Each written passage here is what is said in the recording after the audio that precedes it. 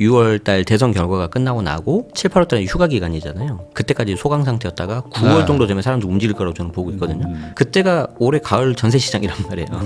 그래서 9월, 10월 정도 되면은 개인적으로는 공급 부족 문제 때문에 임대차 시장이 좀 먼저 불안해질 것 같아요. 그렇다 보면은 차라리 내가 좀 매수를 할까라고 생각하는 분들이 생기겠죠.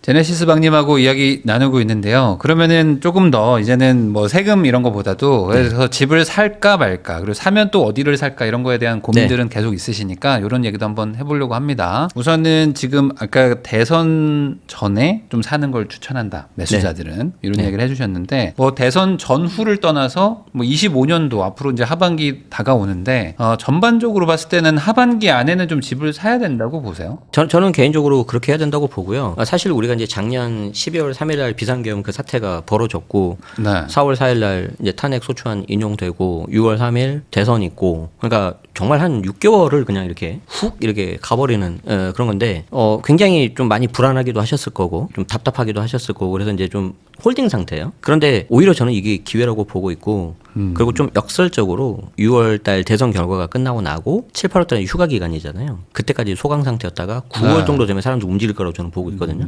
왜냐면 우리가 집이라는 거는 내가 거주를 해야 되기 때문에 임차든 매매든 뭔가 해결을 해야 돼요. 그래서 9월, 10월 정도 되면은 개인적으로는 공급 부족 문제 때문에 임대차 시장이 좀 먼저 불안해질 것 같아요. 그렇다 보면은 차라리 내가 좀 매수를 할까라고 생각하는 분들이 생기겠죠. 근데 이미 스트레스 DSR 3단계 시행이 되고 대출 규제가 좀 약간 있고, 그리고 대출 같은 경우에는 어떻게 보면 은행에서 상품이기 때문에 하반기로 갈수록 영업 실적을 다 달성하면 조건이 안 좋아져요. 그러니까 이런 것들을 보면은 이렇게 움직이지 않는, 지금이 적기고, 지금 어떤 대선 주자가 규제를 얘기를 할 수 있겠습니까? 이 경우에는 그러겠죠. 규제가 나올 수가 없습니다. 그래서 그런 것들을 생각한다면 오히려 지금 혼란스러운 시기에 매물을 보시는 게 좋은데, 조금 내가 디테일하게 들어가고 싶다 그러면 5월 말 잔금 조건 매물을 먼저 살펴봐라. 그리고 그게 아니라면은 그냥 내 가용 범위 수준 내에서 제일 좋은 걸 해라. 꼭 서울이 아니어도 되니까. 그래서 저는 수도권 교통망이 좋은 것, 특히 신분당선, 그리고 GTX-A 같은 경우는 물론 제가 이제 경기 북부 남부 다 타봤는데 북부가 좋긴 좋아요. 확실히 배차 간격도 짧고, 그런데 아직 그 운정 주변 거기가 좀 많이 횡하고 그래가지고 이제 막 어떤 드라마틱하게 막 집값이 오른다거나 이런 거는 살짝 아직은 좀 더 기다려야 된단 말이에요. 그렇게 본다면 여전히 신분당선, 그리고 이제 일반적인 지하철 연장되는 것들, 그리고 안양 평촌 그리고 월판선 그쪽, 그쪽도 좀 괜찮을 것 같고, 그래서 어떻게든지 경기 남부 라인으로 좀 이렇게 몰릴 수밖에 없을 것 같다. 그래서 이제 그렇게 좀 보시면은 좋을 것 같습니다. 그리고 오히려 좀 5월 말 이후에는 매물이 좀 잠깐 또 잠길 수도 있어요. 생각보다. 왜냐면 매도자들 입장에서 뭐 급하게 팔아야 되겠다는 생각이 좀 덜 할 수도 있거든요. 왜냐하면 매도자 입장에서는 어차피 올해 이제 보유세가 결정 나버렸거든요. 그러니까 6월 1일 넘어서 7월 달에 파나 9월 달에 파나 10월 달에 파나 똑같은 말이에요. 그런데 이왕이면은 매수자들이 내가 집을 살까 이런 마음이 들 때 파는 게 좋잖아요. 그때가 올해 가을 전세 시장이란 말이에요. 그러면 아마 10월, 11월 이때 나올 가능성이 높고, 매도자 입장에서 내가 갖고 있는 물건이 비조정 대상 지역이다, 어차피 수도권이다, 규제적으로 묶일 가능성이 당장 별로 없다, 그러면 느긋할 겁니다. 왜냐하면 내년 5월 9일 양도세 중과 들어가는 거는 조정 대상 지역만 들어가기 때문에, 이제 많이들 오해하시는 게 주택수가 많으면 다 중과라고 생각을 하시더라고요. 그렇지 않고 조정 대상 지역인 경우만 들어갑니다. 그러면 지금 또 하나 우려하고 있는 부분이 뭐냐면 조정 대상 지역은 사실 순식간에 지정을 할 수 있고, 그냥 주거정책심의위원회 하면 그냥 끝납니다. 그리고 또 지정이 되는 순간 또 즉시 발효돼가지고 바로 막 세금에 영향을 막 주잖아요. 그럼요. 그러니까 사실상 소급 적용들이 막 돼버리는 것들이 있지 않습니까? 일단은 큰 틀에서는 내년 5월 9일까지는 별 문제는 없다고 봐요. 왜 그러냐면 만약에 정권 교체가 민주당으로 된다 하더라도 민주당에서 그 시행령을 다시 개정을 해서 우리는 5월 9일까지 못 기다리고 더 땡기겠다 하는 건 좀 과해요. 개인적으로 투머치다. 안 할 거라고 생각하고요. 할 수는 있는데 그런 게 있고, 만약에 이제 26년 5월 9일이 되기 전에 조정 대상 지역은 추가로 지정을 할 수가 있어요. 지정을 할 수가 있는데 어차피 나는 이게 5월 9일 이후에 양도하는 것부터 이제 중과가 들어가거든요. 그럼 매수자는 뭘 조심해야 되냐? 조정으로 묶이고 나서 내가 이걸 사버리잖아요. 그럼 이제 2년 거주를 해야 비과세를 받을 수 있어요. 근데 그건 내가 나중에 거주하면 되니까 그것만 좀 조심하시면 되고, 과거에는 어떤 게 있었냐면 규제가 많았던 문재인 정부 때도 내가 계약을 해요. 그리고 갑자기 규제적 조정으로 묶여버려요. 내가 뭐 강동을 샀는데. 그리고 이제 잔금 때 조정으로 이제 바뀐다는 거죠. 그러면 원래 우리가 부동산에 취득하고 매도는 잔금을 기준으로 하는 게 맞는데 선의 피해자를 보호해야 되니까 계약일 이때 계약서 작성하고 돈을 쏘잖아요. 네. 그러니까 꼭 반드시 계좌이체를 하셔야 됩니다. 현금 하시면 안 돼요. 그거가 되면 보통 계약일로 봐줬습니다. 봐준다. 문재인 정부 때도 그렇게 했기 때문에 민주당으로 정권 교체가 돼도 그걸 다시 뭐 잔금으로 해서 뭐 피해를 주거나 그럴 가능성은 제가 봤을 때 되게 낮아요. 그런데 이제 뭐 2년 거주 요건 같은 경우에 있어서 무주택인 경우에 좀 봐주고 뭐 이런 게 일부 아주 지엽적인 게 있긴 있는데 거기까지는 제가 봤을 때 염려 안 하셔도 될 것 같다. 저는 개인적으로. 네. 지금 상생임대인은 사실상 이제 지금 사는 분은 해당이 어렵죠? 거의 끝났다고 보면 되고요. 방법이 딱 있는 분들은 지금 자녀한테 증여하시면 됩니다. 지금 예를 들어서 내가 과천이 있어요. 네. 그리고 내가 강남에 하나 있어요. 두 개 있으니까 좋죠. 그런데 야 이거 잘못해서 과천은 조정지역 거의 100% 묶일 거잖아요. 다음에 지정이 되면. 그러고 나서 내년 5월 9일 지나니까 중과가 될 거란 말이죠. 그럼 이제 내가 못 팔잖아요. 그러니까 차라리 이때 과천을 내가 증여를 해버려요. 자녀한테. 그럼 제가 10억이라고 해볼게요. 10억이면은 지금 비조정이니까 3.5% 나와요. 증여취득세가. 네. 그럼 3,500을 내면 돼요. 그러니까 이런 거는 조정으로 묶여버리면 이제 12% 올라가서 1억 2천 내야 되거든요. 벌써 한 9천이 왔다 갔다 하는 거죠. 자, 그러면 내가 지금 증여를 해요. 그러면 자녀가 3,500만 원 정도는 있을 거야. 직장 다니고 있으면. 뭐 대출을 받든. 그럼 이거를 내가 취득을 하고 60일 이내에 취득세를 내야 되거든요. 네. 그리고 3개월 안에 증여세를 내야 돼요. 그러면 10억이면은 증여세가 2억 2천에서 2억 3천 정도 나옵니다. 자, 2억 2천에서 2억 3천은 나라 같으면 반전세 받을 것 같아요. 3억에 50만 원, 3억에 100만 원, 뭐 이런 식으로. 그러면 보증금 3억이 들어오죠? 네. 그거로 증여세 내면 돼요. 자, 그럼 나는 그거 가지고 있으면 되거든요. 가지고 있으면 어떻게 되냐? 얘가 계속 오르잖아요. 월세가 나오잖아요. 월세가 나오니까 나 월세 받으면서 버틸 수가 있어요. 그리고 나중에 과천이 조정으로 묶인다 하더라도 어차피 내가 이제 취득 당시 비조정이니까 보유만 해도 비과세가 되잖아요. 근데 왜 상생을 만들면 좋냐면 나중에 12억이 넘으면 12억 초과 부분에 대해서 내가 거주 요건을 하면은 양도세가 또 줄어요. 장투공 받을 수 있으니까. 이거를 23년부터 말했는데 잘 안 하시더라고요. 이거 26년까지인가밖에 못 하지 않아요? 네, 26년까지이기 때문에 지금 25년 4월이잖아요. 네. 지금 하면 이걸 내가 취득을 하고 곧바로 세를 줄 수 있지 않습니까? 세를 주는 건 1년 6개월만 하셔야 돼요. 직전 임대차를. 2년 해버리면 이게 넘어가 버려요. 네. 그래서 1년 6개월을 하시고 그 그때 또한번 더 다음에 하고. 상생 임대할 때 우리 임차인분이 협조를 해주셨잖아요. 그럼 이제 딜을 들어가는 거예요. 2년 6개월 해드리겠습니다. 지금 1년 6개월 해주시면 그럼 똑같이 4년 아닙니까? 네. 그러면 임차인도 특별한 경우 아니면 그렇게 합시다. 될 수 있겠죠. 세를 약간 낮추고 그러면. 그러니까 그런 식으로 하면은 세금이나 이런 것도 좀 아낄 수는 있다. 그 방금 얘기를 제가 조금 들으면서 드는 네. 생각은 아니 그러면 조정 대상 지역은 생각보다 네. 8, 9월쯤에 나올 수도 있을 것 같다는 생각을 좀 하고 있어요. 저도. 분명히 나와요. 네. 왜냐하면 미리 대응을 하셔야 되거든요. 왜 그러냐면 이게 부동산이 안 팔려요 생각보다. 네. 내가 내놓는다고 바로 팔리고 그런 게 아니기 때문에 그래서 잔금까지 내년 5월 9일까지 끝내야 돼요. 그런데 내년 겨울에 1월 달에 이걸 내놓는다? 설 연휴도 있고 그러는데 안 돼요. 그러면은 그 전부터 작업을 해야죠. 그러면은 뭐 요즘 말 나오는 동작이나 뭐 마포나 이런 데들은 이런 데를 사고 싶으신 분들은 약간 좀 네. 기다려 보는 것도 괜찮지 않을까? 왜냐면 조정 대상 지역이 막 딱 들어가는 순간 그래서 두 개가 있어요. 집을 팔려는 수요도 좀 있을 것 같긴 하거든요. 지금 아까 말씀드린 타이밍이 이미 보유세가 좀 많이 있는 분들 네. 그리고 좀 혼란스럽기 때문에 지금 이 상황에서 좀 뭔가 팔려는 분들도 계시거든요. 네. 이런 물건을 잡는 게 1차 포인트고 두 번째 2차 매수 타이밍은 아까 말씀하신 그 양도세 중과 피하는 그런 타이밍. 그래서 올해 하반기예요. 그때 좋은 물건 분명히 나올 겁니다. 그래서 그 두 가지 중에서 하나를 내가 내 집 마련하신다면은 노려보시면 나쁘지 않습니다. 그러니까 뭐 예를 들어 뭐 한 9월쯤에 정책이 하나 나왔는데 네. 내년에 양도세 중과 다시 복구한다. 그리고 조정 대상 지역 규제한다. 하는 순간 충분히 매물이 좀 나올 수 있어요. 충분히 가능성 있어요. 그 문재인 정부 때도 8회 대책을 하면서 데드라인을 줬죠. 그러니까요. 내년 4월 1일 중과 때리겠다. 그러니까 문재인 정부 그 당시 정책 하시는 분 입장에서는 야 우리가 팔라고 했잖아. 근데 왜 안 팔았어? 그러니까 6개월 전에 팔라고 했잖아. 그러면 우리가 말은 안 했지만 그다음 카드가 많이 있거든. 사실 그 말도 뭐 틀린 건 아니거든요. 그렇기 때문에 이제 그걸 보신 분들은 이제 또 과거에 한번 겪었던 트라우마가 있기 때문에 네. 그럼 팔자. 일부는 증여하고 네.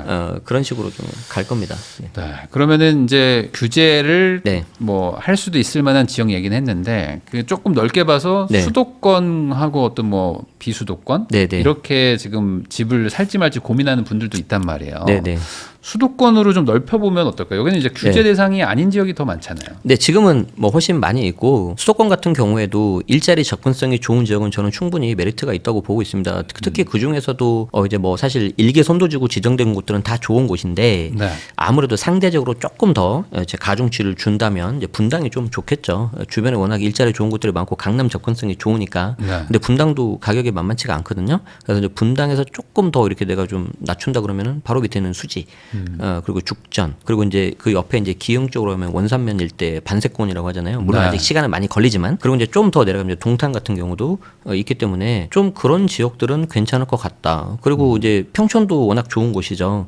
옆에 이제 인덕원 같은 경우도 교통 호재도 있고, 그리고 이제 인덕원, 평촌은 역시 이제 과천이 가야 돼요. 근데 과천 지금 잘 가고 있거든요. 그렇게 본다면은 형님이 지금 계속 잘 가고 있으니까 뭐 인덕원, 평촌도 충분히 갈 수 있다. 그렇게 좀 보면 좋을 것 같고, 이제 안타까운 게 이제 조금 일산 쪽이죠.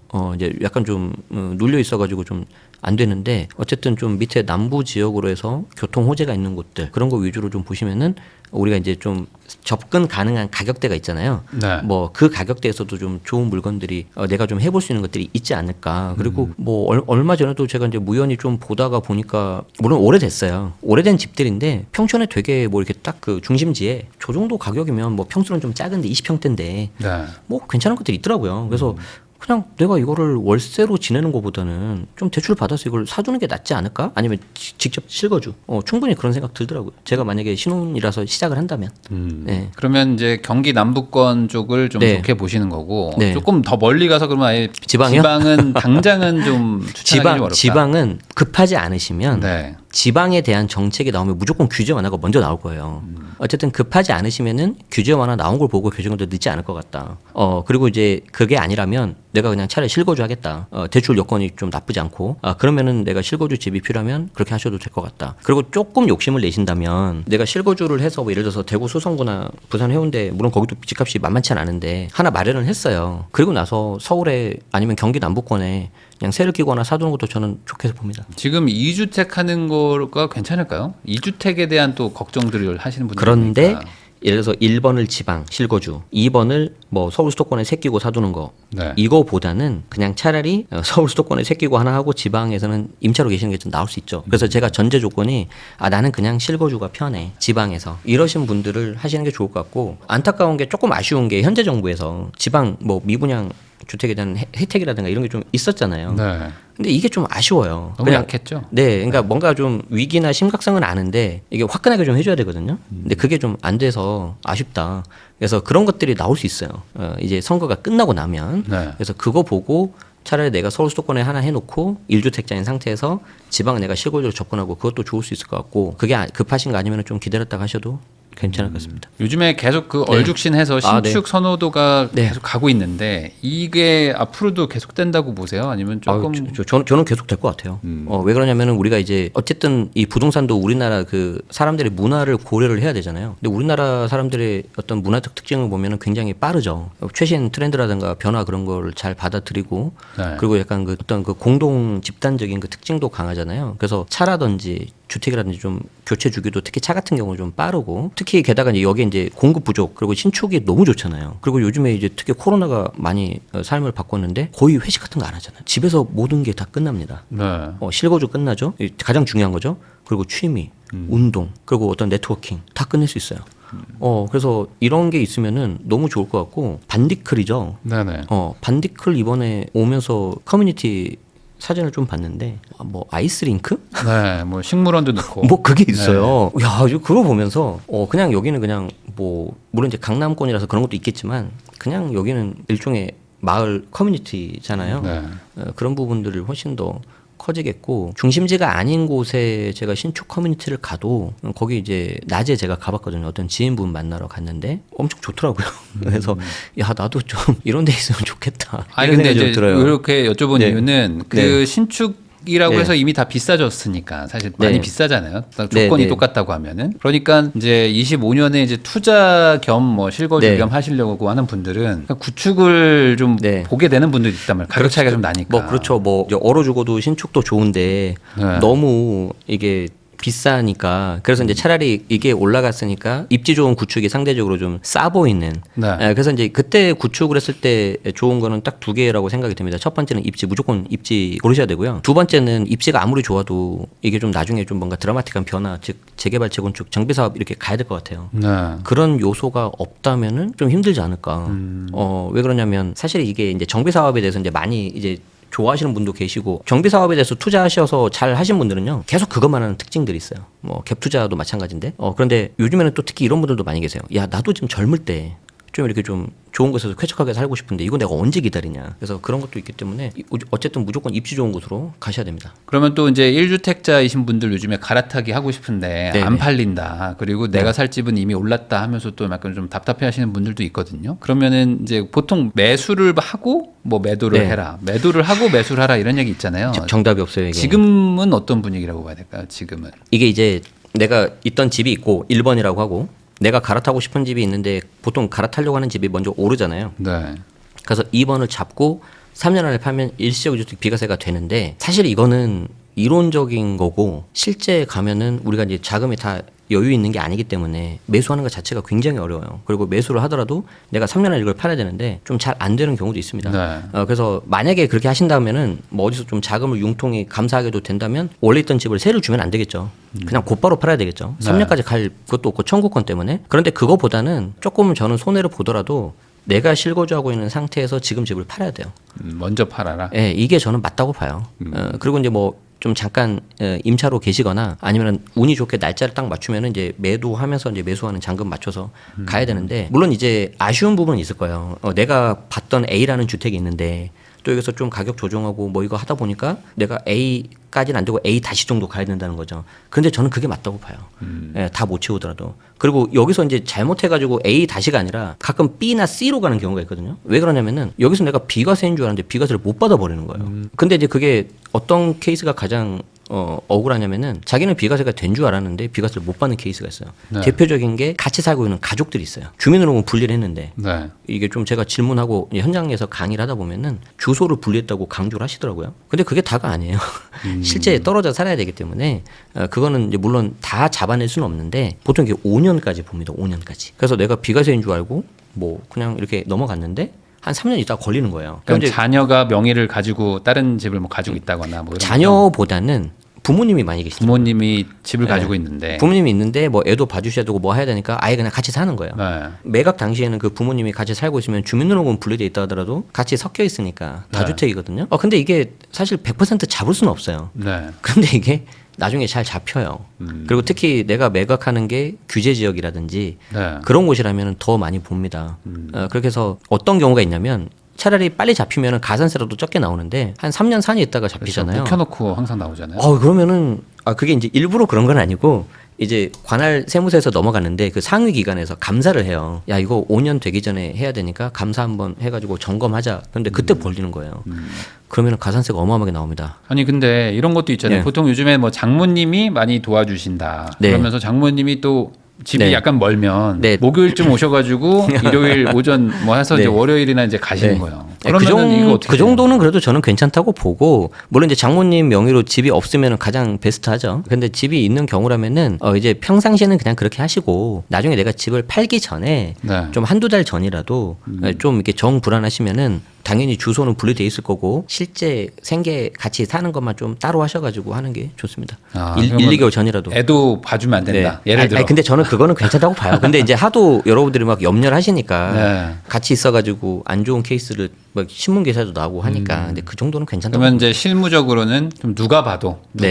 같이 사는 거다. 그럼요. 이거는 이거 왔다 갔다 하시는 수준이 아니다라는 네, 느낌이면 이제 좀 걸릴 수 있다라는 네. 거죠. 네. 제일 문제가 그런 것 같아요. 이제 뭐 세대 분리했다고 얘기는 하지만 실질적으로는 다 맞아요. 합쳐지면 다주택자 취급을 받으면서 세금을 많이 나오잖아요. 맞아요. 그래서 23년도에 서초 아파트를 파셨는데 고가주택이었거든요. 네. 근데 자녀랑 같이 살고 있었는데 자녀 이름으로 주거용 오피스텔 두 채가 있었어요. 그래서 이제 그거 그거를 어떻게 했냐면은 그 자녀 명의로 된 오피스텔 실사를 갔어요. 네, 세무 네, 공무원이. 네, 네. 그래서 그걸 주거용으로 쓴 걸 확인을 하고 아. 임대차 계약서를 확보를 하고 그렇게 해서 이제 3주택 중과를 맞은 거예요. 그 사람이. 네. 그래서 고가주택이라서 12억 넘은 거에서 1억 9천을 냈는데 세무서에서는 이거 아닙니다. 중과니까 8억 내세워 나온 거예요. 아이고 8억을. 그래서 이제 억울하죠. 네. 그래서 이제 소송을 갔어요. 근데 판사님이 뭐라 그러냐면 세대분이 그렇게 하는 거 아니라고. 네.